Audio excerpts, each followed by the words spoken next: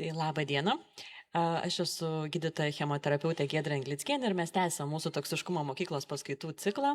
Ir šiandien mūsų trečioji paskaita apie nutukimą ir onkologiją. Ir turim puikią gydytoją endokrinologę Laurą Šiaulienę, kuri mums šiandien pristatys šią temą. Tai paskaitos formatas nesikeičia, apie pusvalandį paskaita ir paskui busit pakviesti diskusijai. Sveiki visi, sveikinu visus drąsiausius, nepabūgusius oro stichijų. Iš tiesų kartais oras gali būti sunkiai prognozuojamas, kaip ir mūsų sveikata. Tai šiandien, kaip daktarė ir minėjo, šiek tiek pakalbėsiu apie nutukimo ir onkologijos sąsajas. Iš tiesų ilgą laiką tiek medikų bendruomenėje, tiek pacientų tarpe buvo manoma, kad nutukimo gydymas onkologiniam pacientam tikrai yra mažiausiai aktualus, dėl to, kad įprastai pacientai turi kitų, daug svarbesnių sveikatos iššūkių. Tačiau vis tik tai, kuo toliau, tuo daugiau atsiranda duomenų, kad nutukimas ne tik skatina onkologinių ligų pasireiškimą, tačiau turi labai didelį įtaką gydymo išeitims, būtent onkologinių ligų gydymo išeitims. Tai apie tai šiandien šiek tiek ir pakalbėsiu ir mano galva, ką ir tyrimai sako, kad vis tik tai valdyti nutukimą niekada nėra vėlu. Tiek prieš onkologinės ligos diagnozę, tiek diagnozavus ligą, tiek esant ligos remisijai.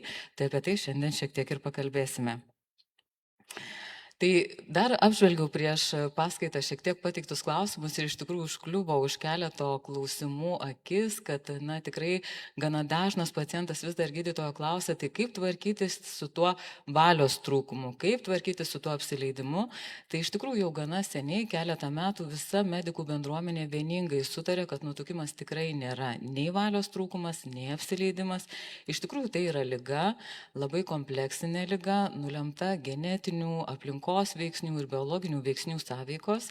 Ir dėl šios priežasties TLK ligų klasifikacijoje nutukimas turi savo kaip ligos kodą, tai yra E66.0 ir yra apibrėžiamas kaip lėtinė liga, kuria yra būdingas perteklinis ar nenormalus riebalų kaupimasis kūne, sutrikdantis sveikatą. Tai vat mums medikam nutukimas tuo ir yra labai aktualus, kad iš tikrųjų siejasi su daugeliu lydinčių ligų ir komplikacijų, kas ženkliai pablogina nutukimu sergančių pacientų tiek gyvenimo kokybę, tiek išgyvenamumą, tiek bendrai sveikatą. Nutukimo mastai smarkiai didėja visame pasaulyje ir iš tikrųjų matome grafike nutukimo dažnio didėjimą visose pasaulio žemynuose. Aišku, lyderis yra Amerika, pažymėta raudona linija, tačiau matom, kad ir Europą metam bėgant nuo 10 iki 30 metų sparčiai vejasi JAV, kuri kaip ir buvo laikoma nutukusių žmonių šalimi. Taigi visi žemynai nutukusių žmonių skaičiumi turi savybę didėti nutukusių žmonių skaičius ir labai dažnai nutukimo didėjimo tendencija net vadinama pandemija arba tsunamio banga, nes matome, kad skaičiai tikrai darosi įspūdingi, praktiškai pusė populacijos daugelį žemynų yra nutukusi.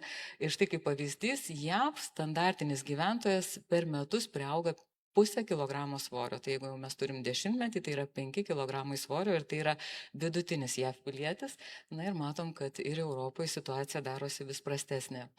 Mes lietuviai save ilgą laiką laikėme liekna tauta, tačiau vis tik tai praeitų metų pasaulio nutukimo atlaso duomenimis matome, kad daugiau negu pusė, virš 60% pilnamečių Lietuvos gyventojų jau yra nenormalaus kūno svorio. Vadinasi, turi arba antsvorį, arba nutukimą. Ir štai šitam grafike matome atskirai vyrų ir moterų populiacijas ir svorio dinamiką nuo 2005 metų pažymėtų geltonų stulpelių iki 2019 metų pažymėtų violetiniu stulpeliu. Ir matom, moterų populiacijai turbūt ryškiausias šuolis yra jaunų moterų, ypatingai jaunų moterų tarpe nuo 18 iki 24 metų, kuomet nutukimo dažnis praktiškai padvigubėjo. Vėliau moterim amžėjant nutukimo dažnis tolydžio didėja ir matom, kad didžiausias svoris yra vidutinio amžiaus moterims perimenopauziniu laikotarpiu, ką iš tikrųjų matome ir savo klinikiniai praktikoje, kada iš tikrųjų moteris perimenopauzai pradeda skūstis, kad svoris darosi nevaldomas. Panaši situacija yra ir vyrų populiacijai, gal labiausiai krenta į akis jaunų vyrų, šiek tiek vyresnių negu moterų, vyrų nuo 25 iki 34 metų amžiuje mes jau turim daugiau negu pusė nutukusių asmenų. Tai įsivaizduokit, tai yra jauni vyrai ir pusė jų jau turi antsvorį arba nutukimą. Svoris amžėjant tolydžio didėja ir kaip ir moterų tarpe taip pat maksimumą pasiekia vidutinėme amžiuje. Na, o apibendrinant, tai matome, kad 2/3 moterų virš 55 metų ir 2/3 vyrų virš 45 metų jau serga nutukimu. Tai yra tikrai labai didelė populiacijos dalis. Norėdami pabrėžti ir užakcentuoti šią problemą, Lietuvos medikų elitas, tai yra iškiliausi Lietuvos kardiologai, nefrologai, dietologai, endokrinologai, išleido rezoliuciją, ragindami visuomenę, sveikatos politikus ir medikus atkreipti kuo didesnį dėmesį į nutukimo problemą, siekiant užsimti prevenciją, išvengti nutukimo didėjimo dažnio, skatinti kiek įmanoma dažniau diagnozuoti, gydyti ir, kas labai svarbu, mažinti nutukimų sergančių diskriminaciją ir stigmą, nes tą tikrai stebim medicinos sistemoje.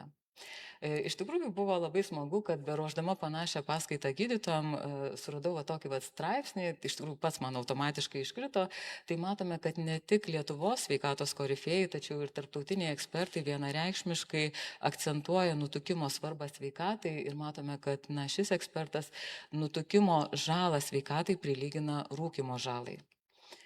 Diagnozuoti nutukimą nėra sudėtinga, turbūt nėra nei vieno šitoje auditorijoje, kas nežinotų, kas tai yra kūno masės indeksas, kuomet dalinam svorį iš ūgio kvadratu. Ir tai yra išvestinis rodiklis, kuomet jeigu mes turime 18,5 ir 25, tai yra normalus kūno svoris, jeigu turime mažiau negu 18,5, tai yra nepakankamas svoris, o visa, kas yra daugiau negu 25, yra arba antsvoris, arba kažkurio tai laipsnio nutukimas. Vis tik tai dar truputėlį pašnekėsiu papildomai, ne visada kūno masės indeksas tiksliai atspindi riebalinio audinio kiekį organizme, nes jeigu mes turime jauną atletišką vyrą su didelė raumenų mase, žinoma, kad jo kūno masės indeksas bus didelis, bet riebalinio audinio kiekis bus mažas. Ir priešingai, jeigu mes turime įprastai vyresnį žmogų su raumeninio audinio atrofija, tai dažnai būna onkologiniam pacientam, kurie turi sunkią ligą, praėję sunkų gydymą, yra mažai judrus, tai tokiem pacientam yra labai mažai raumeninio audinio, taip vadinamoji sarkopenija gali išsivystyti ir net ir esant santykinai nedideliam kūno masės indeksui, riebalinio audinio gali būti santykinai per daug ir tai gali turėti prastą įtaką paciento sveikatai. Ir žinoma, kūno masės indeksas neparodo riebalinio audinio persiskirstimo, nes mums labai svarbu yra, kur tie mūsų riebaliukai atsideda. Jeigu jie yra atsidėję pilve, taip vadinamas visceralinis nutukimas, tuomet mes turim vidaus organų peraugimą riebaliniu audiniu ir ženkliai prastesnį poveikį sveikatai. Jeigu riebalinis audinys yra poodinis, atsidėjęs arba sėdmenų srityje, arba šlaunų srityje, toks nutukimas sveikatai yra ženkliai mažiau žalingas. Dėl šios priežasties gana dažnai medikai atlieka tam tikrus papildomus, labai paprastus antropometrinius matavimus. Tai pirmiausia, mes pažiūrim liemens apimtį ir vyram liemens apimtis turėtų būti iki 102, moterims iki 88, tai rodytų, kad visceralinio nutukimo rizika yra santykinai maža. Kartais paskaičiuojam liemens ir klubų santykį, vertinam mano jau minėtą visceralinio ir poodinio nutukimo santykį. Tai moterim šis santykis turėtų būti iki 0,8, vyram iki 0,9. Tai grįžę namo galite įdomumo dėliai pasiskaičiuoti, koks vis tik tai kiekvieno asmeninis santykis yra ir kokia tikimybė, kad nutukimas yra visceralinis. Ir retais atvejais paskaičiuojam liemens ir ūgio santykį. Tai kaip žinia, kaip matome, diagnozuoti nutukimą tikrai yra nesudėtinga su tam tikrom išimtim, tačiau vis tik tai dėja realiam pasaulyje nutukimas medicinos sistemoje yra diagnozuojamas per retai, gerokai per retai. Ir pagal dokumentaciją, čia mokslininkai nustatė, pagal dokumentaciją žmonėms su nutukimu mažiau negu 40% yra nustatoma diagnozė, mažiau negu 20% iš tų žmonių rekomenduojamas vienoks ar kitoks gydymas, o medikamentinį gydymą gauna apskritai niekinis 1% žmonių, kas iš tikrųjų kol kas liūdina. Dabar kodėl, čia turbūt dažnam kyla klausimas, kodėl vis tik tai mes taip lengvai priaugame svorio ir taip sunkiai numetame svorio. Atrodogi, nu tikrai ir prisižiūri dažnas pacientas pasakoja, kad tikrai ir mityba, ir fizinis krūvis įprastai būna sutvarkytas. Tai vis tik tai, žinoma, svorio didėjimas tai yra, na, energijos kaupimas organizme, kuomet mes suvartojame energijos daugiau negu jos sunaudojame ir tai yra pirmasis termodinamikos dėsnis. Bet viso to priežastys yra santykinai paprastos. Na, mūsų žmonija gyvoja jau 2 milijonus metų ir iš tikrųjų ilgą laiką mūsų protėviams labai svarbu buvo išgyventi sąlygom, kuomet maisto buvo mažai, o judėjimo buvo daug. Tai ilgainiui išgyveno tie asmenys, kurių organizme vyravo genai sąlygojantis energijos kaupimą. Reiškia, mūsų protėviai išgyveno tie, kurie turi vyraujančius genus, kurie padeda taupyti energiją, reiškia, priaugti svorio, kurie padeda suvartoti vienkartinai didelį maisto kiekį, na ir kurie sąlygoja tingumą, kur yra mažiau judesio, mažiau energijos sudeginimo ir organizmas iš tikrųjų ilgainiui į bet kokią dietą reaguoja kaip į badą, automatiškai stabdo medžiagų apykaitą ir to pasiekoje svoris krenta mums labai ir labai sunkiai. Kodėl apie nutukimą vis dažniau šneka patys medikai, tai kaip mokslininkai yra paskaičiavę, nutukimas yra susijęs daugiau negu su 229 komplikacijom ar lydinčiom lygom, tai yra tikrai labai sveikatą žalojanti būklė. Palengvinant, nutukimo komplikacijos ir lydinčios lygos buvo suklasifikuotos pagal 3M taisyklę, tai yra mentalinės komplikacijos ir iš tikrųjų yra įrodyta, kad žmonės su nutukimu dažniau serga tiek depresija, tiek dažniau turi nerimo simptomatikos. Taip pat, žinoma, kada svoris yra didelis, pasireiškia mechaninės komplikacijos, tai yra papildoma apkrova tiek sąnariam, tiek stuburui, labai dažnai pasireiškia miego apnėja. Na ir šiandien aktualiausios yra metabolinės komplikacijos, tai man kaip endokrinologai ypatingai įdomus yra antro tipo cukrinis diabetas, o šiandien pakalbėsim apie onkologinius susirgymus. Tai kaip žinia, ką jau ir paskaitos pradžioje minėjau, iš tiesų tikrai nutukimas yra susijęs su onkologinių susirgymų rizika ir čia berods JAV mokslininkų paskaičiuoti duomenys, kad nutukimas moterų populiacijoje turi stipriausią sąsają su endometriumo vėžiu, stemplės vėžiu ir inkstų vėžiu, vyrų populiacijoje su stemplės, inkstų ir kepenų, tulžies pūslės, skrandžio onkologiniais susirgymais. Tai yra pačios stipriausios asociacijos ir taip jau grubiai ir drąsiai teigiant galima pasakyti, kad laiku koregavus nutukimą turbūt būtų galima išvengti apie 30% endometriumo vėžių, tai yra gimdos vėžių ir apie 30% stemplės vėžių vyrams. Tačiau šitie onkologiniai susirgymai nėra dažniausi, tai yra tiesiog stipriausios nustatytos sąsajos, o jeigu vertinant absoliučiai skaičiais, kiek nutukimas dažniausiai sukelia arba iš dalies sąlygoja onkologinių susirgymų, tai matom, kad moterų populiacijoje tai yra krūtų endometriumo ir kolorektalinis vėžys, žarnyno vėžys, vyrų populiacijoje tai yra kolorektalinis, inkstų ir kepenų vėžys. Tai ir iš tikrųjų tie procentai yra įspūdingi, praktiškai trečdalis pacientų yra vienaip ar kitaip sąlygoti nutukimo. Taip, ką minėjau taip pat paskaitos pradžioje, kad vis tik tai nutukimas ne tik sąlygoja, prisideda prie onkologinių ligų išsivystymo, tačiau taip pat ženkliai įtakoja onkologinių ligų gydymo išeitis. Ir štai matome pacientėms sergančiom krūties vėžių, kurios taip pat lygiai grečiai dar turi ir nutukimą, tai yra kūno masės indeksą virš 30, mirštamumo rizika yra 33% didesnė. Pacientams su stemplės vėžiu ir nutukimu ligos recidyvo rizika per artimiausius metus padvigubėja, ir ženkliai padidėja 5 metų mirštamumo rizika. Jeigu tai yra kolorektalinis storosios žarnos vėžys, 8 metų mirštamumo rizika padidėja 20%. Ir kaip žinia, pacientai sergantys nutukimu, jų operacijos įprastai būna ženkliai sudėtingesnės, ilgiau užtrunka, daugiau sukelia komplikacijų, tai yra operacinio gydymo sėkmė irgi yra mažesnė, o komplikacijų rizika yra didesnė. Tai taip pat, apibendrinant duomenis, iš tikrųjų visų rūšių onkologinių susirgymų mirštamumas yra didesnis, jeigu pacientai serga nutukimu, yra nutukę.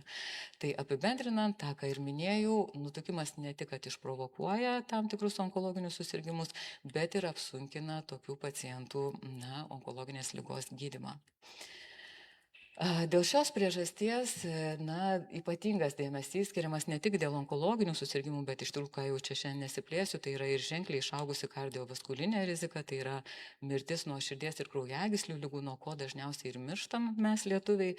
Tai dėl šios priežasties yra sudaromos gydymo gairės ir rekomendacijos, stengiantis padėti pacientam numesti svorį. Ir dar kas yra labai svarbu, kad gydytojai gal gana dažnai turi kitokį požiūrį negu pacientai. Jeigu pacientam yra svarbu numesti kažkokį tai kiekį kilogramų, įtilpti į senesnius rūbus, ten, jeigu tai yra jauna moteris į vestuvinę suknelę, tai gydytojai žiūri į paciento svorį ne kilogramocentriniu požiūriu, o į komplikacijų rizikos mažinimą. Mūsų tikslas yra ne aklai sumažinti svorį, bet stengtis, kad mažėjant svoriui gerėtų paciento sveikata, mažėtų lydinčių lygų.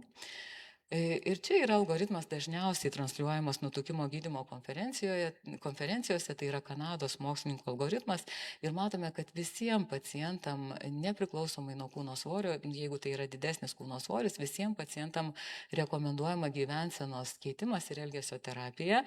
Bet pakankamai anksti, kas mums ypatingai buvo sunku kaip medikam įsivažiuoti, jau kuomet yra kūno masės indeksas virš 27, jeigu tai yra lėtinės ligos apsunkinančios ir bloginančios paciento sveikatą, tokios kaip dislipidemija, aukšta gliukozė, hipertenzija, obstrukcinė miego apnėja, širdies kraujagyslių ligos, jau nuo kūno masės indekso 27, tai yra nuo antsvorio, reikia pradėti galvoti apie medikamentinį gydymą. Kodėl taip yra, pasakysiu šiek tiek vėliau. Ir absoliučiai visiems pacientam, kurie turi nutukimą, bet kurio laipsnio, medikamentinis gydymas taip pat turėtų būti apsvarstytas. Jeigu tai yra ryškus nutukimas, kuomet kūno masės indeksas virš 35 arba virš 30 su lydinčiom patologijom, verta apsvarstyti net apie bariatrinę chirurgiją, tai yra apie chirurginį svorio mažinimą.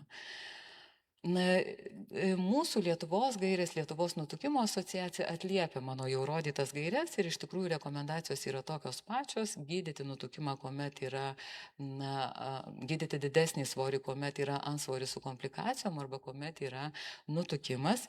Bet lietuvių rekomendacijas norėčiau pacituoti, nes labai gražiai išdėliota, paciento išdėliotas kelias, kaipgi gydytojas turėtų prižiūrėti pacientą su nutukimu.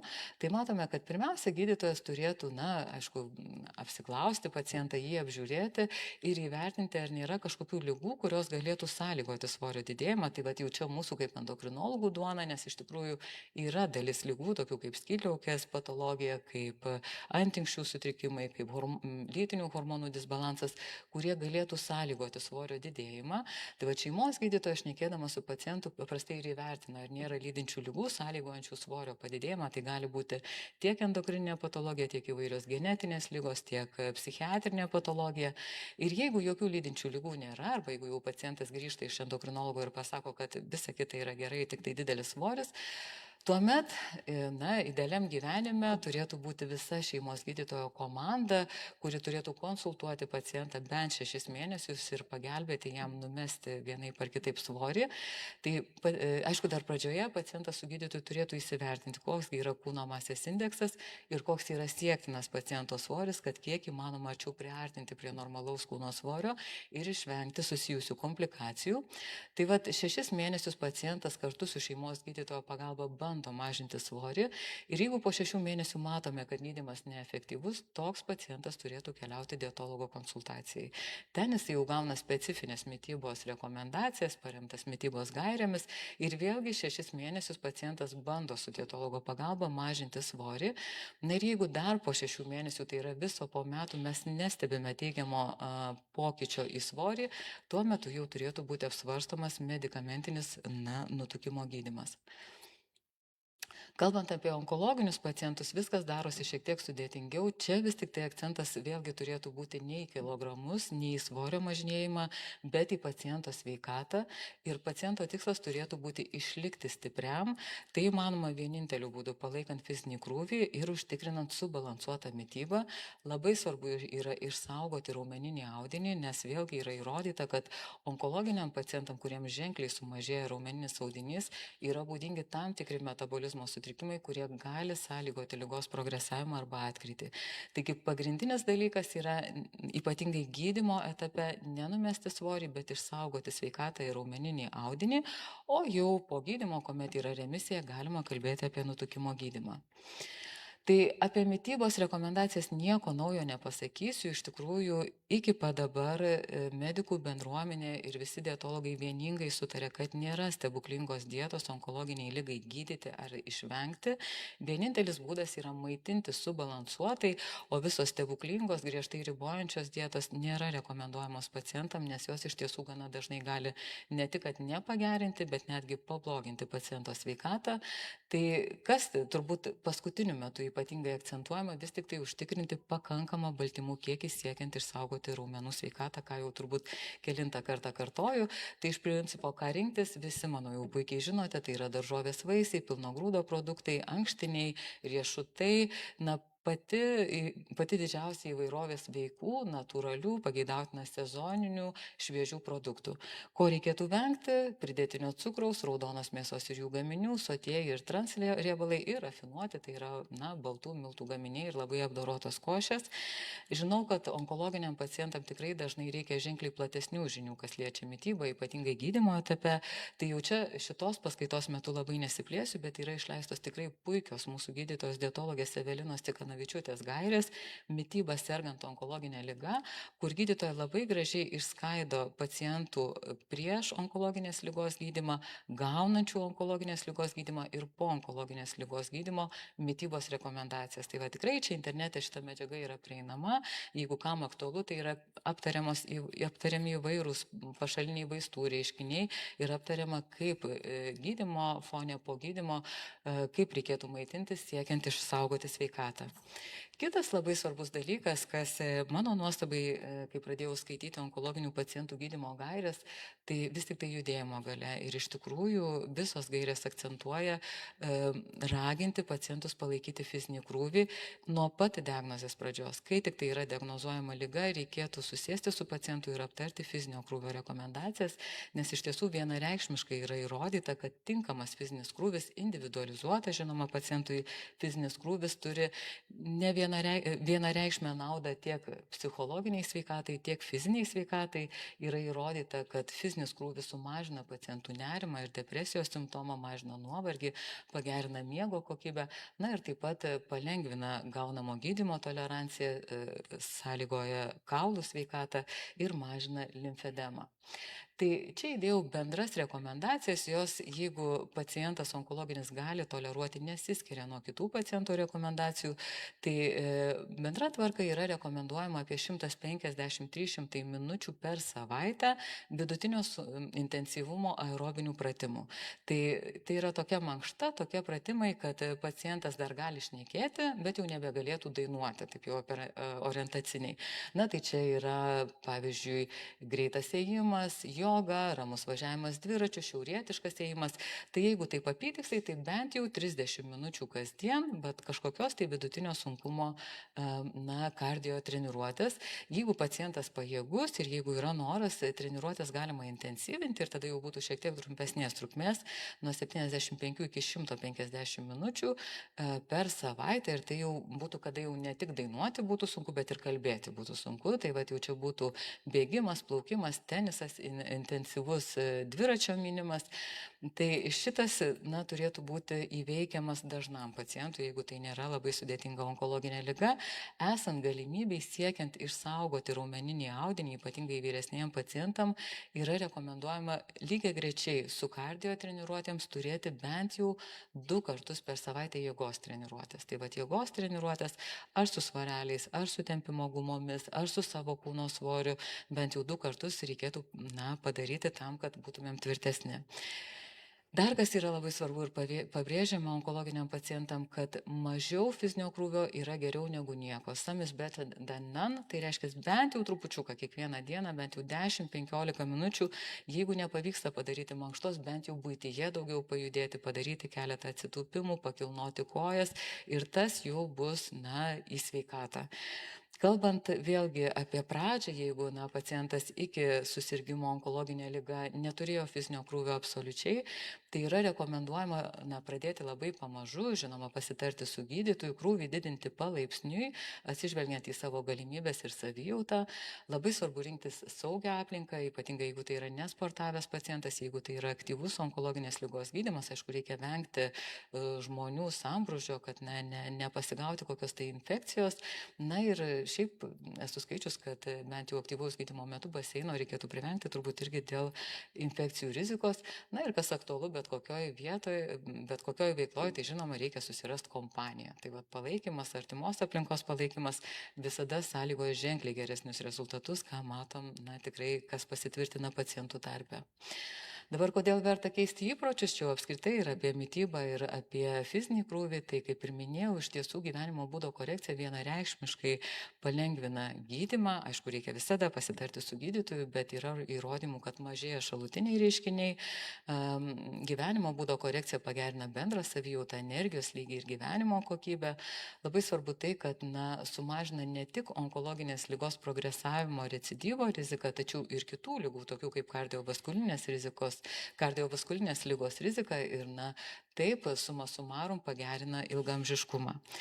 Tai čia atskirai apie gyvenimo būdą ir iš tikrųjų vienareikšmė nauda, tikrai net nediskutuotina paciento sveikatai ir ypatingai sergančio onkologinė liga, bet vis tik tai, jeigu kalbėtumėm apie gyvenimo būdo korekcijos įtaką ne tik sveikatai, bet ir nutukimo gydymui, čia rezultatai yra šiek tiek prastesni ir iš tikrųjų net svarsčiau, ar dėti šitą skaidrę ar ne, kad nenusileistų rankos, nenusileistų nosys, bet vis tik tai čia gal tokia paguodžianti šiek tiek skaidrė tą, ką ir skaičiau iš klausimų, kad pacientai tikrai vargsta su svoriu, tai nesijauskite vieniši. Čia yra Didžiosios Britanijos labai didelis tyrimas, matote, dalyvauja virš 14 tūkstančių pacientų, kurie buvo apklausti apklausos metu, telefonu arba kontaktiškai. Na ir buvo klausima tiek jų gydytojų, kaipgi sekasi pacientui mesti svorį ir kiek yra bandymų mesti svorį. Tai matom, kad iš visų apklaustų, didžioji dalis pacientų vienaip ar kitaip bandė mesti svorį. Tai yra virš 80% ir bent jau tie pacientai, kurie dėl didelio svorio ateina pas endokrinologą, tai absoliučiai visi būna išbandę viską. Bet matome, kad vis tik tai rezultatai tikrai nedžiugina ir iš tų 81% tik 11% sugebėjo išlaikyti didesnį negu 5% svorio kritimą bent jau artimiausius metus. Taigi, numesti svorį vis tik tai yra labai sudėtingas darbas. Šita skaidrė irgi atskleidžia kitą tyrimą, kur čia buvo neapklausiami pacientai, bet tiesiog išrenkami duomenys iš sveikatos duomenų kortelių ir buvo vertinta, kokiagi tikimybė, jeigu pacientas turi nutukimą, kad svoris normalizuosis, ar meta pacientas svorį ar ne, tiesiog buvo sekamas kūno masės indeksas ir matome, kad tikimybė, jog pacientas metų bėgiai grįž į normalų svorį, turbūt yra lygiai loterijos laimėjimų, ypatingai vyram. Tai matom, kad aišku, tai priklauso nuo kūno masės indekso, kuo mažesnis kūno masės indeksas, dar ta tikimybė yra šiek tiek didesnė, bet jeigu pacientas turi pirmo laipsnio nutukimą, tai tokiam pacientui per metus grįžti į normalų kūno svorį tikimybė yra 1 iš 700. O jeigu tai yra 3 laipsnio nutukimas, tai tikimybė 1 iš 1300. Moterų sėkmė šiek tiek geresnė, gal mes daugiau domimės, daugiau ryžto turime, bet irgi, skaičiai nėra labai džiuginantis, tai jeigu yra 1 laipsnio nutukimas, tai yra 1 iš 124, o su morbidiniu nutukimu 1 praktiškai iš 700. Taigi, galiu tik tai paguosti, kad mesti svorį tikrai yra sunku ir jeigu nesiseka, tai žinokite, kad nesate vienas. Dėl šios priežasties medikai vis dažniau kalba apie medikamentinį nutukimo gydymą, ypač, kaip minėjau, jeigu tai yra lydinti patologija. Ir, lyginant su gyvenimo būdo korekcija, tai yra didesnė sėkmės tikimybė, o lyginant su bariatrinė chirurgija, kas jau yra operacinis svorio mažinimas, tai yra mažiau invazyvi procedūra, tai yra bariatrinės chirurgijos metu sukeliami negrįžtami pokyčiai, o medikamentinį gydymą nutraukus gali grįžti į tą patį tašką. Taigi, pastaruoju metu vis dažniau kalbama apie medikamentinį nutukimo gydymą, tai yra GLP-1 receptorių agonistus. Kalbant apie vaistų poveikį, čia jau rezultatai yra tikrai ženkliai labiau džiuginantis. Čia irgi yra įdėtas tyrimas vieno iš preparatų esančių jau registruotų Lietuvoje ir matome, kaip keičiasi svoris. Violetinė linija rodo, kaip mažėja svoris vaistais gydomų pacientų, o pilka linija yra pacientų gydomais placebo. Tai yra tie, kurie negauna vaistų. Tai matome iš tikrųjų, kad svoris gana ženkliai pradeda kristi jau pirmomis gydymo savaitėmis. Čia apačioje yra surašyta savaitės. Na ir tyrimas truko, čia paskaičiau vidutiniškai apie 1,5 metų, tai viso tyrimo metu svoris nuosekliai krito. Na ir tikrai tos pirmos gydymo savaitės jos ypatingai motyvuoja tiek gydytojus, tiek pacientus, nes tikrai efektas matosi jau tik tai pradėjus gydymą. Na ir tam, kad įsivaizduoti medikamentinio gydymo efektą, galim pabandyti įsivaizduoti vidutinį šitos studijos pacientą. Tai vidutinis šitos studijos pacientas tyrimo pradžioje svėrė 113 kg ir matome, kad tyrimo pabaigoje toks pacientas neteko vidutiniškai 20% kūno svorio, tai grubiai tariant, jo kūno svoris sumažėjo iki 90 kg. Tai yra 23 kg kūno svorio ir tai yra vidutinis žmogus, aišku, yra ir pacientų numetusių daugiau ir mažiau, taigi rezultatai yra tikrai ženklus ir džiuginantis. Kas dar yra labai svarbu, čia tas grafikas yra griozdiškas, bet reikėtų suprasti, kad šitie pirmi du stulpeliai, tos pirmos dvi spalvos yra medikamentinis gydymas, o čia placebo. Ir matom, kad pacientai gydyti vaistais įvairiomis dozėmis vaistų, didelė jų dalis nuo 35 iki 50% neteko daugiau negu 20% ir nuo 16 iki 33% neteko daugiau negu 25% kūno svorio. Tai reiškia, kūno svorio mažėjimas pasireiškia, reikšmingas kūno svorio mažėjimas pasireiškia tikrai dideliai daliai pacientų. O vienokį ar kitokį atsaką turi praktiškai absoliučiai visi pacientai. Kas dar yra labai svarbu ir ką aš nekėjau prie gyvenimo būdo korekcijos, kad gydant medikamentais kūno svoris mažėja išimtinai riebalinio audinio sąskaita. Mums labai svarbu išsaugoti raumeninį audinį ir tyrimai tą įrodo, kad netoli 90% kūno svorio sumažėjimo yra riebalinio audinio sąskaita. Tuo tarpu liesas audinys raumenų tūris išlieka praktiškai nepakitęs ir raumenų jėga gydant vaistais išlieka. Taigi, kalbant apie medikamentinį gydymą ir onkologinę riziką, dar labai svarbu pasakyti, nes tikrai pacientai klausia ir mačiau ir klausimuose buvo nurodyta, ar galima gydytis onkologiniam pacientam vaistais svoriui mažinti, tai tikrai taip, tikrai galima. Dabar dar prisiminiau, buvo klausimas, ar yra kompensuojamų vaistų nutukimo gydymui, tai dėja kol kas ne, dėja kol kas pacientai turi pirktis vaistus, bet išvados tyrimų rodo tai, kad šis gydymas šiais vaistais nedidina onkologinių susirgymų riziką ir netgi priešingai rodo potencialų apsauginį poveikį. Negaliu nepaminėti, kad vėlgi medikamentinis nutukimo gydymas ne tik tikėtina, kad mažina onkologinių susirgymų riziką, tačiau turi taip pat reikšmingai mažinantį poveikį į širdies ir kraujagyslių patologiją. Ir matome čia rezultatai iš klinikinių tyrimų, kuomet tikrai reikšmingai sumažėja širdies ir kraujagyslių ligų gydomiem pacientam. O čia jau yra realaus gyvenimo tyrimai, tai pacientai tokie kaip besikreipiantis į gydytojus, tai čia yra tikrai irgi reikšmingas tiek kraujagyslių ir širdies ligų dažnis, tiek bendro mirštamumo dažnio sumažėjimas. Tai apibendrinant, medikamentinis nutukimo gydymas yra neinvazyvus ir tas tikrai yra labai reikšminga lyginant su bariatrinė chirurgija. Svorio sumažėjimas yra tikrai ženklus ir reikšmingas klinikinė prasme. Labai svarbu yra tai, kad nėra onkologinės rizikos, netgi priešingai tikėtina onkologinė rizika sumažėja. Ir veikdamas per kitus mechanizmus, teigiamai įtakodamas širdies ir kraujagyslių sveikatą, vaistai nutukimui gydyti ženkliai sumažina kardiovaskulinę riziką. Ir čia yra jau mano paskutinė skaidrė, po kurios lauksiu klausimų, jeigu tokių bus. Tai iš tiesų, tą, ką ir sakiau pradžioje, nutukimas yra liga. Tai yra lėtinė liga, sparčiai plintanti visoje visuomenėje ir vis tik tai dėja iki pat dabar nepakankamai diagnozuojama ir nepakankamai gydoma liga. Tiek gyvenimo būdo korekcija, tiek medikamentinių gydymų.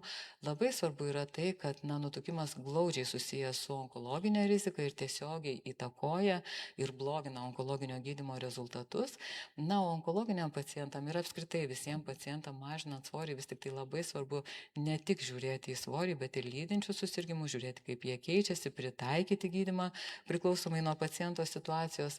Ir labai svarbu yra tai, kad ir gyvenimo korekcija tikrai duoda nuostabius rezultatus onkologinių ligų prevencijai, bet vis tik tai jeigu jau gyvenimo būdo korekcijos nepakanka, tenka laiku pagalvoti apie rimtesnį gydymą pacientam, kurie tą riziką turi didesnę. Tai kol kas tiek. Ačiū uždėmesį, lauksiu klausimų. Prašom.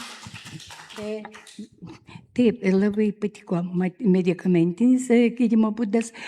Sakykit, prašom, kas turi išrašyti receptą? Ar šeimos gydytoja, ar endokrinologas, ar dar kas nors, dietistas, ar taip toliau. Ir antras klausimėlis, čia reklama Colonvel. Tenai reklamai dažnai sako, kad vartojant tuos miltelius galimas svorio metimas. Mano onkologijoje yra žarnyno. Tai sakau, dėl to aš nepuoliau pirkti ir laukiu jūsų patarimo. Kas receptą išrašys, to jau bėgu pirkti. Dar palaukit, jūsų kūno masės indeksą reikia paskaičiuoti.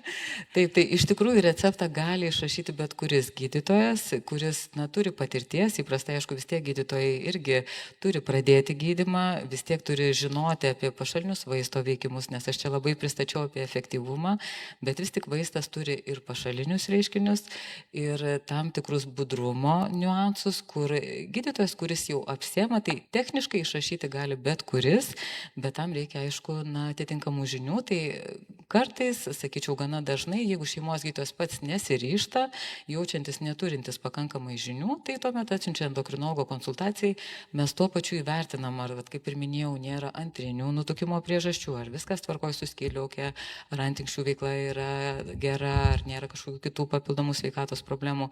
Nutukimo gydymą galim pradėti tik tada, kada tai yra maistinis, konstitucinis nutukimas. Jeigu yra kitos priežastys, pirmą gydom kitas priežastis ir jeigu išlieka svoris, tik tada pereinam prie medikamentinio gydymo. Colonvel tai čia skaidulos maistinės, teisingai. Iš tikrųjų, jos yra rekomenduojamos tikrai ir prie medikamentinio gydymo, gal gydytoja pasakys prie onkologijos plačiau. Mums labai svarbu, ypatingai kada pacientas vartoja medikamentinį gydymą, kad su skaidulom būtinai būtų pakankamas kiekis skysčių. Nes jeigu pacientas vartoja skaidulas, bet skysčių per mažai, tai bus daugiau žalos negu naudos, o gydytoja gal kažką dar papildys dėl skaidulų vartojimo. Labai teisingai, iš tikrųjų, daktarė pasakė, kad labai svarbus skysčiai, nes skaidulos, kuo jos pasižymi, jos sutraukia skystį ir didina išmatų tūrį, taip mažėja, kaip sakyt, pasisavinimas tų medžiagų į kraują. Tai labai labai svarbu ne tik skaidulas vartoti, bet ir skysčių pakankamai. Ir skaidulas gaunam ir šiaip su maistu. Daržovės, vaisiai, jeigu pakankama bus mityba, tai mes jų gausim irgi pakankamai. Žodžiu, reikia pasitarti su gydytoju. Jeigu yra onkologija, tai aišku, onkologai čia jau vairuoja pirmiausia, o mes jau tokie padėjėjai esame onkologų. Jeigu apie skaidulus konkrečiai šnekam, tai čia būtų dietologai geriausiai, kad sudėliotų mitybos visus dalykus. Bet dėl vaistų... Jūs arba leidžiate, arba ne dar. Taip, taip.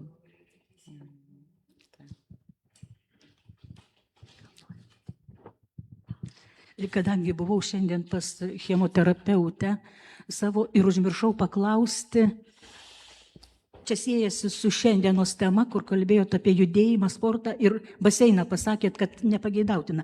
Bet dabar šiltas sezonas prasideda, važiuosiu pas seserį į Zarasų rajoną Rojų ežerų. Ar aš galėčiau, 3 metus ežero nemačiau, kur myliu, ar galėčiau aš vis dėlto įsimaudyti, gal paplaukiot, be vandens jau gyventi, kur tiek metų.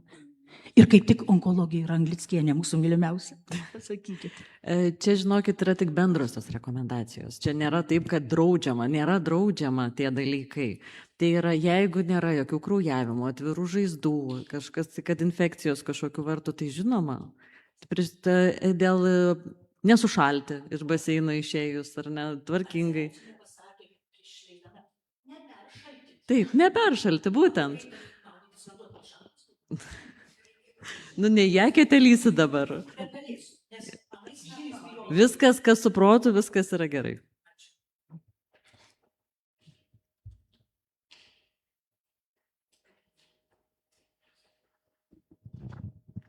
Gydytoja, man gydymo eigoje atsirado, anksčiau gal nekreiptas buvo dėmesys, skydliaukiai daug mazgų atsirado.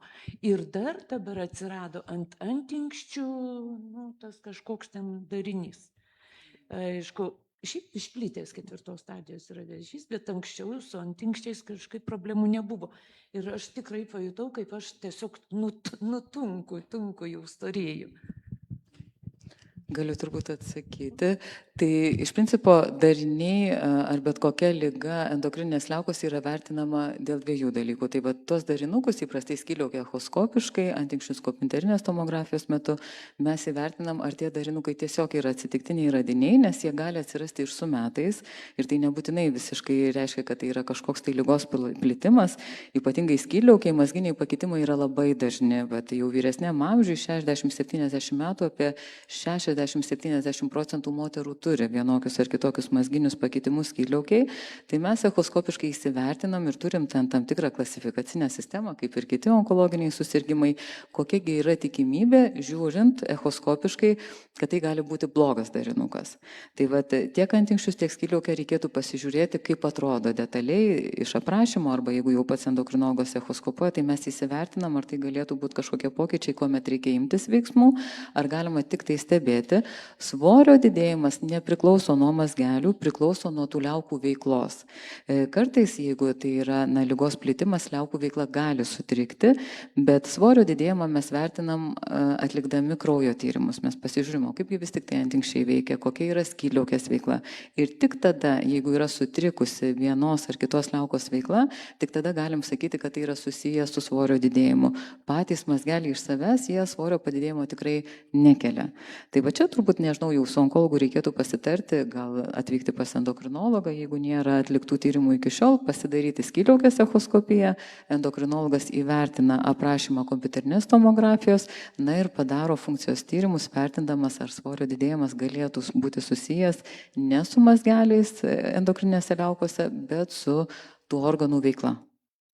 Va, tai reikėtų detalesnio ištyrimo.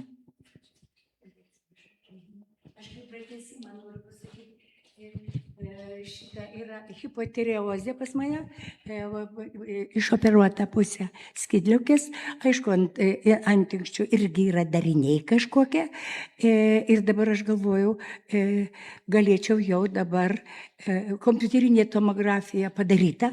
Tarp kitko, vat, dėl šito, koks tolimesnis žingsnis, ar man vat, reikia pas jūs ateiti pas onkologą ir dėl tada... darinių antinkščiuose, jeigu atrodo, kad funkcija nesutrikusi antinkščių, tai manau, kad tikrai onkologai jie gali pakomentuoti, kaip tie darinukai atrodo, ar ten reikia kažkokio tai detalesnio ištyrimo. Tenai parašyta viskas, kokie dariniai, kokie centimetrų, kokie... Tai gydytojas onkologas tikrai patars ir įvertins, kokie ten tie darinukai, į ką jie panašus yra, tikėtina antinkščių incidentaliomos.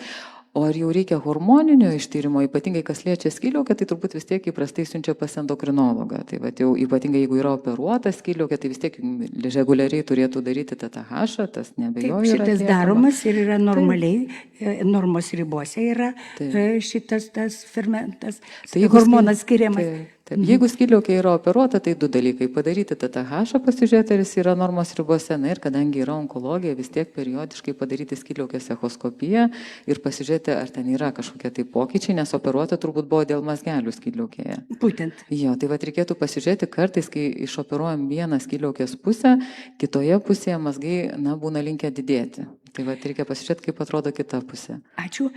Dar tik tai, kaip pakliūti pas gydytoją endokrinologą, pavyzdžiui, ar čia žaliuoju koridorium, ar čia laukti iki rudens? Žaliasis koridorius su antinkščio incidentaliomom, man atrodo, kad tikrai yra. Mūsų poliklinikoje aš dirbu stacionare, tai taip labai tiksliai negaliu pasakyti, bet jūs dabar turite ir savo endokrinologą, tai vat, turbūt, kad jau čia šitoje įstaigoje yra endokrinologas, tai vat, gal gydytoja detaliau pasakys. Tai galima užsiregistruoti. Taip, galima. Reikia siuntimo tik tai iš onkologo.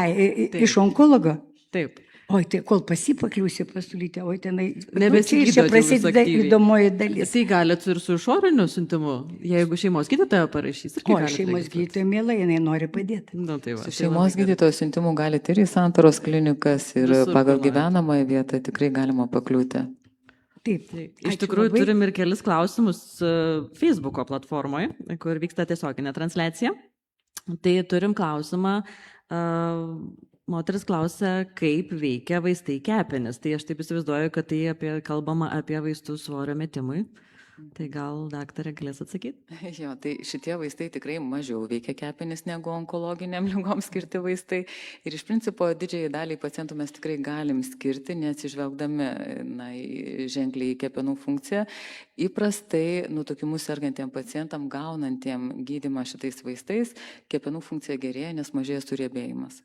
Tai aišku, visada gydytojas atlieka tyrimus tiek kepenų funkciją, tiek inkstų funkciją įvertina, bet jeigu yra kepenų funkcijos sutrikimas dėl kepenų suriebėjimo sukelto nutukimo ir jeigu tai nėra ta riba viršijanti, kada gali skirti vaistus, tai įprastai gydymas ne tai, kad nepablogina, bet netgi pagerina kepenų funkciją, mažindamas kepenų suriebėjimą, kas yra šiaip jau viena didžiausių kepenų problemų, netgi kepenų transplantacija dabar jau yra dažniausiai atliekama dėl hepatostetozės, kepenų suriebėjimo.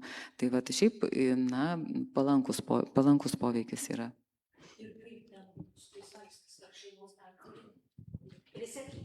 Taip, receptiniai, taip. Tai šitos vaistus nuo kepenų suriebėjimo, nes yra jau daug metų, ar skiria chemoterapeutas, ar šeimos daktarė?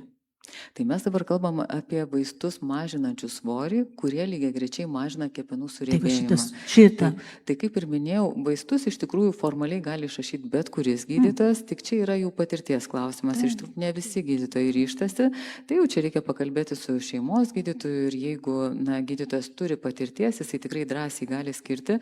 Aišku, yra tas, kaip minėjau, pašaliniai reiškiniai. Kitas dalykas, vaistų dozė yra didinama palaipsniui, nes tie vaistai, jie ne visada taip jau labai gerai toleruojami. Jie turi dviejopą poveikį. Iš vienos pusės veikia į smegenų alkio ir sotumo centrus, ankstina mums sotumo jausmą, iš kitos pusės lėtina žarnyno motoriką, dėl to mes daug greičiau pasijaučiame sotus. Bet su tuo susiję ir pašaliniai reiškiniai mus gali ir papykinti, ir šleikštulio jausmas atsirasti, ir vidurių užkietėjimas. Tai čia vis tik tai jau reikalinga patirtis, kad patarti pacientui, kaip reikėtų elgtis, nes tikrai galima pakoreguoti gyvenimo būdą, mitybą, tą patį skysčių suvartojimą, tam, kad pašalinių reiškinių išvengti. Tai vat, jeigu gydytojas ryšis ir turės patirties, tikrai gali skirti, jeigu ne, tada įprastai siunčia arba endokrinologo konsultacijai, arba dietologo konsultacijai. O pavadinimas gal yra tų vaistų kažkoks? Nežinau, ar aš čia galiu skelti. Gydytoja, pakeičiau gydytoją, nes išėjo ta mano, kur mane žinojo, jaunoji karta. Tai dabar, žinok, žmogau. Gydytojai tikrai žinos. Užsimint galima paklausti. Jeigu motyvuos, tai gal ir gerai būtų. Tikrai taip. Ačiū. O jeigu ką, siuntimas pas endokrinologą. Tai čia dalis iš tikrųjų klausimo yra atsakyta. Ir klausimas yra pacientės, koks turi būti antsvoris, kad būtų galima vartoti vaistus svorio metimui. Taip, tai kaip ir rodžiau skaidrėje, jeigu tai yra lydintys susirgimai, tai turi būti kūno masės indeksas virš 27. Jeigu pacientas neturi lydinčių susirgimų, tada bent jau virš 30. Kaip ir minėjau, vis tik tai svorio gydymas remiasi ne tik kūno masės indeksu, bet ir lydinčiom lygom, kas mums kaip medikam labai labai svarbu. Ir dar vieną klausimą turim, kaip paaiškinti, kad gydant nutukimą medikamentais raumenys nenukenčia. Jei pati savarankiškai metu svorį ir valgysiu daug baltyminio maisto, kaip bus tada? Ar tai prilygsta tam dalykui? Iš tikrųjų taip, jeigu krenta svoris ir yra palaikomas fizinis krūvis ir palaikomas pakankamas kiekis baltymų, tai raumenų masės nykimas gydant vaistais ar laikantis dietos, jau taip paprastai tariant, nesiskiria. Mums labai svarbu, kad nebūtų papildomo raumenų kritimo gydant vaistais palyginus su gyvenimo būdo korekcija. Tai gyvenimo būdo korekcija čia viskas yra, aišku, reikia tiesiog sportuoti, reikia turėti papildomą kiekį baltymų ir raumenis išsaugosime, bet ypatingai tik atsiradus vaistui buvo tokia papildoma baimė, kad o kaip gydant vaistais, čia svorio kritimas yra ženklus, matote, 20% per 1,5 metų, o kaip vis tik tai tada sekasi raumenim, kokia yra raumenų sveikata, tai vis tik tai tyrimai rodo, kad jeigu pacientas laikosi mitybos rekomendacijų, turi fizinį krūvį, raumenų nykimo rizika yra nedidelė ir tas yra labai svarbu. Ir turim dar vieną klausimą. Ir kaip ir apie tą patį, ar sergant onkologiją galima nutukimui gydyti, naudoti Ozempiką? Jau ir pavadinimą žinome.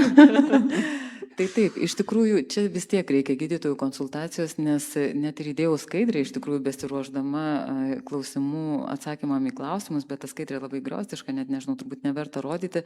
Tai vis tik tai kiekvienu atskiru atveju verta pasitarti su gydytoju, nes yra tam tikrų atsargumo priemonių, jeigu pacientas yra turėjęs skydliaukės onkologiją ir čia jau labai priklauso nuo skydliaukės onkologinio susirgymo, nuo tipo vėžio, tai tą reikėtų įvertinti ir gydytojai tą daro, bet šiaip didžioji dalis onkologinių susirgymų, jų rizika gydant nutukimą mažėja. Ir vaistai papildomos rizikos ne tik, kad nesuteikia, bet vis tik yra pradinių duomenų, kad netgi ir mažina, bet vėl mokslas yra paprastai labai painus, tų duomenų yra tiek su ląstelių kultūrom, su gyvūnais, su jų žmonių populiacija.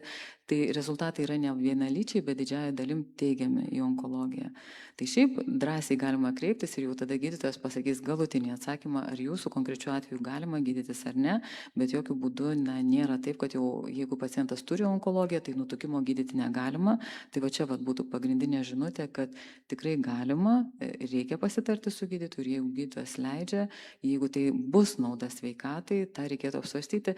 Gal tik tai ko nepasakiau paskaitoje ir ką vis tik tai irgi labai svarbu žinoti tiek gydytojam, tiek pacientam, kad nutukimo gydymas yra kaip ir bet kurios kitos lėtinės ligos gydymas ir įprastai nutraukus vaistus svoris grįžta. Tai va čia yra liūdnoji dalis, nes mes visi tikimės, kad mes numesime ir būsime liekni amžinai, bet vis tik tai taip, kaip turim vaistus nuolat gerti nuo cholesterolio, nuo kraujospūdžio, tai vis tik tai nutukimas yra lygiai tokia pati lėtinė liga ir jeigu baigėsi vaistų veikimas, didelė dalis pacientų jau per pirmus metus susigrąžina buvusį svorį. Tai va čia yra liūdnoji žinia.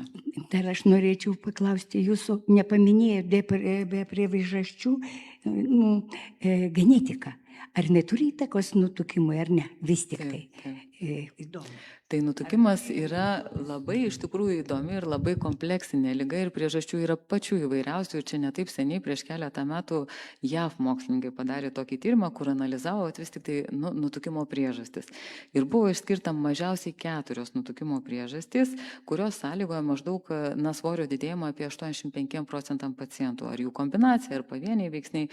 Tai yra 4 priežastys. Pirmiausia, alkanos smegenys, kuomet pacientas negali sustoti valgyti. Pradeda valgyti ir valgo didelį kiekį, nes nuolat jaučiasi alkanas. Tada yra alkanas skrandis, kuomet pacientas lyg ir pavalgo ir labai greitai vėl išalksta. Tada yra emocinis valgymas, kai mes jau susinervinę, jau kaip pripuolam prie šaldytuvo, tai vienas tipažas, kur iš tikrųjų labai būdingas svorio didėjimas. Ir trečias dalykas tai yra lėta medžiagų apykaita ir va čia ir vyrauja genetika. Ta, kai rodžiau evoliucijos prasme, tai yra iš tikrųjų vyraujantis kaupimo genai ir tikrai tą pastebim klinikiniai praktikoje, kas ilgą laiką buvo neigiama, kai pacientai sako, tikrai aš jau viską darau, jau ir mitybą prisižiūriu, ir fizinį krūvį koreguoju, ir valgau daug mažiau nei vyras, nei kaimynas ar dar kažkas, ir vis tiek tas svoris yra didesnis, tai tas yra tikrai nulemta genetikos. Dar vienas dalykas, vėlgi yra tyrimų rezultatai, kad jeigu pacientas kažkada tai dramatiškai bandė mesti svorį, jo medžiagų apykaita bus sulėtėjusi ilgą laiką. Buvo toksai realybės šou Big Brother amerikiečių, kur pacientai labai ženkliai numetė svorio, 15 kg ir daugiau, ir juos po 15 metų surinko, tyrė medžiagų apykaitą ir nustatė, kad didžiai daliai jų medžiagų apykaita yra ko ne 20% ir daugiau lėtesnė. Tai jeigu buvęs svorio metimo epizodas, reiškia, jau jūs vėliau nesilyginkite su kaimynais, kurie liekni buvo nuo vaikystės, jų medžiagų apykaita tikėtina bus lėtesnė, negalbant apie tai, kad jeigu jau pacientas nuo vaikystės stambesnis, tai tikėtina, kad genetika kažkokią tai įtaką irgi turi. Tai čia yra labai įdomus ir sudėtingi procesai ir iš tikrųjų net ir vaistai dažnu atveju, kaip ir minėjau, tas efektyvumas nebūna vienodas vieniem pacientam efektyviau, veikia kitigi būna išvis, kartais neduoda atsako. Tai labai priklausomai nuo to, dėl ko vystosi svorio didėjimas, nuo to priklauso ir atsakas į vaistus. Pavyzdžiui, jeigu tai yra alkanos smegenys arba alkanas skrandis, tikėtina, kad šitie medikamentai GLP-1 jie duos gerą efektą, nes būtent jie lėtina skrandžio motoriką ir sąlygoja ankstyvesnį sotumo jausmą smegenyse. Jeigu tai yra lėta medžiagų apykaita, efektyvumas arba emocinis valgymas, efektyvumas tikėtina gali būti mažesnis. Kažkada dar tai labai greičių metų. Bet mes kaip ir girdim. Kažkada tai šeimos daktarė, gal prieš 20 metų, saldumynų, reiškia, mėgėjai, žiauriai norėdavau saldumynų. chromą išrašė, pabandyti. Žinokit, padėjo, tikrai sumažino tą norą. Tai gal tie vaistai nuo nutukimo ir visai. Galima bandyti rizikuoti. Chromo poveikis iš tikrųjų irgi yra labai individualus ir nėra iki galo aišku, kaip jisai sumažina tą potraukį į saldumyną, bet tikrai mes gana dažnai rekomenduojam chromą ir jeigu yra efektas, tai yra nuostabu, nes tai yra maisto papildas, ne vaistas. Tai esant norui chromą, berberiną tikrai galima išbandyti ir jeigu yra stebimas efektas, tai puiku, kuo mažesnė intervencija, kuo mažesnis gydymas, tuo yra geriau, bet vis tik tai poveikis yra labai skirtingas ir didelė dalis pacientų nejaučia absoliučiai jokio efekto. Tai išbandyti verta. Ar bus efektas, tiesiog reikia stebėti, bet taip, saldumynus reikia riboti. Endokrinologė žodis. Ir dar žvaigždutė iš karto, kad jeigu vartosit berberiną ar chromą, pasitarkit su savo gydančiu onkologu prieš tai, kokį gaunat gydymą. Ar tai dėrės su gydymu tiesiog. Labai gerai, visada klauskit.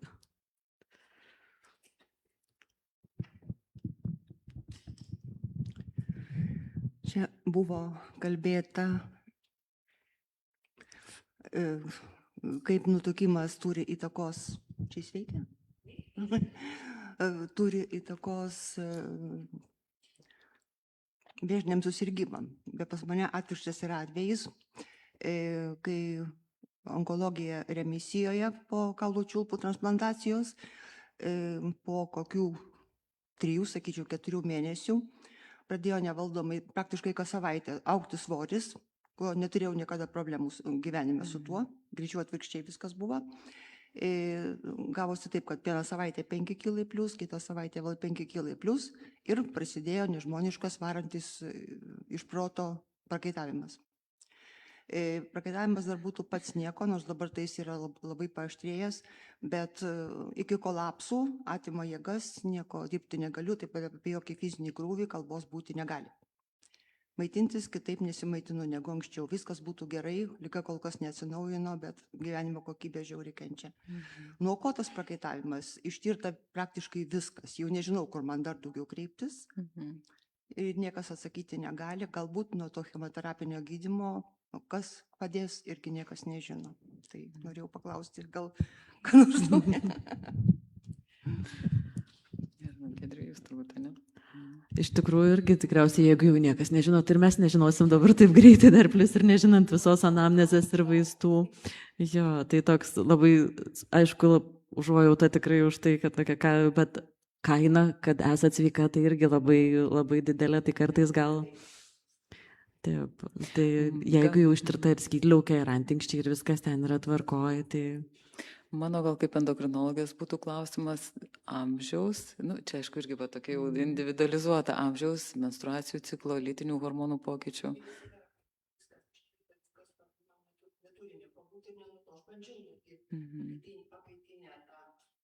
Hormonų terapija. Būna iš tikrųjų, tikrai, kai organizmas kartais sureaguoja, taip. Nežinau, ar vienintelė. Ateina iš tikrųjų pacientų po gydymo, kur tikrai svoris dėja, gal tai yra dažniau susiję mano atveju, kai jau į endokrinologą keičiasi su ankstyva menopauze, kad kuomet jau agresyvesnis gydymas išsekina kiaušidžių funkciją ir kaip ir minėjau, tokiu laikotarpiu tikrai labai gana dažnai dramatiškai padidėja svoris, bet iš tikrųjų kartais būna tam tikrų atvejų, kada medicina bejėgia atsakyti, tai yra individuali organizmo reakcija, mes esame labai sudėtingi genų rinkiniai, kur ne visada gali prognozuoti, kaip organizmas atsakys. Tai iš tiesų turbūt užduotis yra bent jau išlaikyti svorį. Tas pašokimas po ligos gydymo jisai gali būti, bet jau tokiu atveju, sudėtingu atveju svorio išlaikymas jau yra laimėjimas.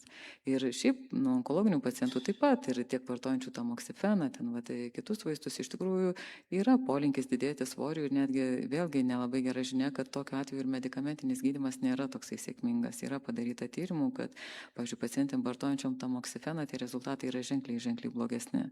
Tai vis tiek matyt, gydymas jisai veikia organizmą, tiek liga, tiek gydymas ir kiekvienas organizmas jis gali labai individualiai sureaguoti ir ne visada tai yra kažkokia tai liga, nes yra daug funkcinių dalykų, ko negalima gydyti kaip ligos, bet organizmas taip reaguoja ir keičiasi. Tikrai galėtų būti susijęs, taip. Tikrai, ir vėl su lytinių hormonų pokyčiais, net jeigu ir tyrimai atrodo neblogi, vis tiek tai gali būti normos ribose pasvyravimai į didesnę ir į mažesnę pusę.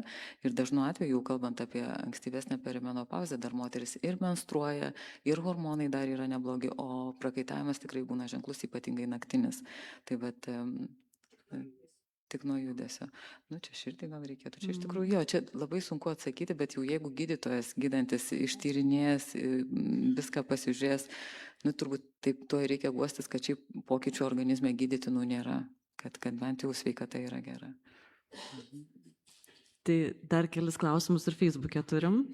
Tai klausimas, kokius reikėtų daryti kraujo tyrimus esant nutukimui? Vėlgi čia labai yra individualu, iš tikrųjų, kas mum, ypatingai jau kada gydome nutukimą, yra svarbu, tai suprasti tai, kad pacientai net su didesniu svoriu gali turėti mitybos nepakankamumą. Nes iš tikrųjų, tikrai gana dažnai pacientai, ypatingai kurie chaotiškai bando mesti svorį, ta mityba gali būti nepilnavertė.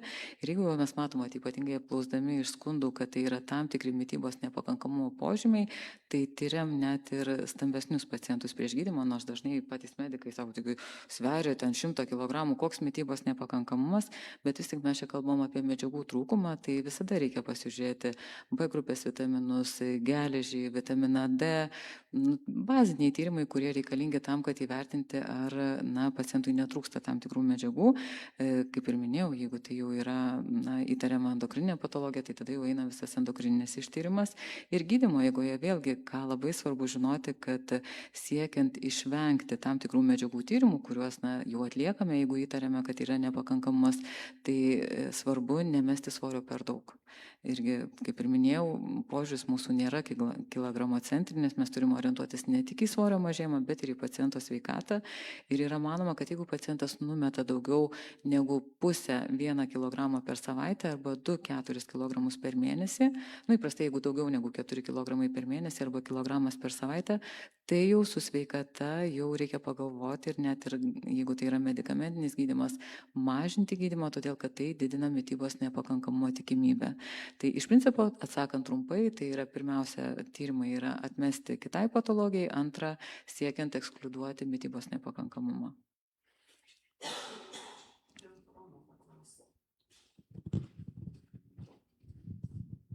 Dėl Kromo norėčiau paklausti. Aš tiesą sakant turiu, kaip pas mane buvo inkste darinys vėžinis ir jis yra išoperuotas kartu su inkstu, nes buvo neoperuotinoj vietoj. Tai ar man, pavyzdžiui, tą Kromą galima būtų, ar čia reikia man vis tik su to daktaru konsultuotis, onkologu? Nes jisai šiaip jau padarė tyrimą ten po pusės metų, jokių vėžinių ląstelių niekur nėra ir tokios stebėsenos man nėra. Tai aš dabar nežinau, kaip čia man būtų, aš pabandyčiau, nes aš tikrai labai mėgstu saldumynus. Šiaip sakyčiau, gal net ir nelabai taip daug valgau, bet saldumynų tai turbūt tikrai potraukis yra. Ir gal būtų galima pabandyti, bet... Tai jūs esat remisijai, kaip suprantu dabar. Turbūt, nes nieko nėra. Tai ir pabandykit. Tai galima netgi nesikonsultuoti. Supratau.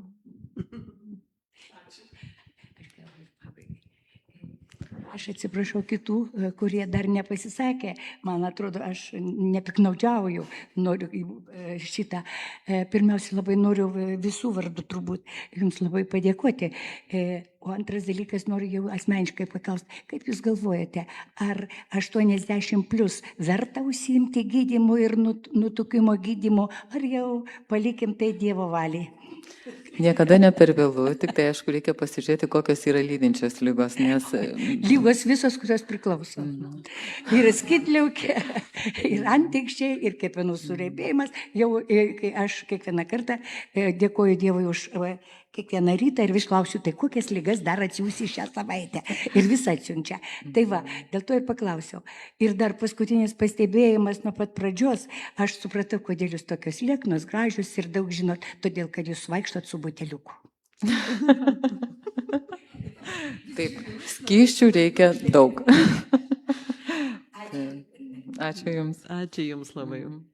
Tai iškart praanonsuosiu, sekant paskaita iš tikrųjų planuojama Liepos pradžioj, Liepos 9 ir planuoja pas mus ateiti podologė, tai yra nagų specialistė ir kalbėti apie nagų pokyčius ir priežiūrą chemoterapijos ir specifinio gydymo metu. Tai laukiam visų aktyviai dalyvaujant. Tai ir diabetikams, ir gaunantiems gydymą, čia jau kaip sakyt. Nu va. Gero kelio namo. Va ir saulutė išlindo kaip tai.